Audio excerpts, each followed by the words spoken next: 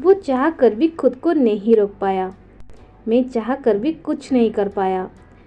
तुम चाह कर भी वहाँ नहीं जा सकते। गाइज, इस प्रकार के सेंटेंसेस को हम कभी ना कभी हमारे डे टू डे लाइफ में यूज़ करते हैं। आज के इस वीडियो में हम इन सेंटेंसेस को इंग्लिश में सीखेंगे।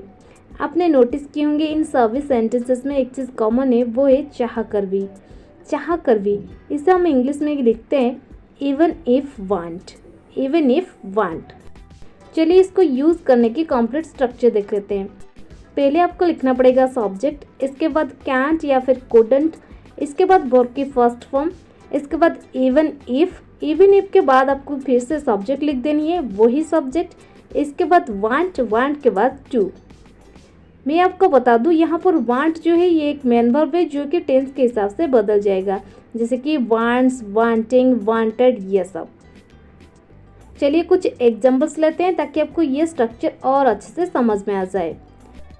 वो चाह कर भी खुद को नहीं रोक पाया।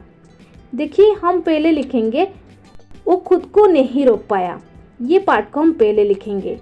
ही couldn't stop himself, इसके बाद हम लिखेंगे वो चाह कर भी।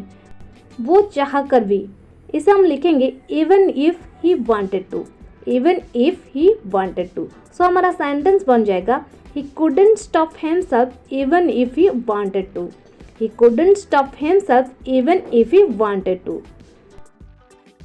मैं चाह कर भी उसे भूल नहीं पाता। I can't forget her even if I want to. I can't forget her even if I want to. तुम चाह कर भी वहाँ नहीं जा सकते। You can't go there even if you want to. You can't go there even if you want to. मैं चाह कर भी कुछ नहीं कर पाया। I couldn't do anything even if I wanted to. I couldn't do anything even if I wanted to.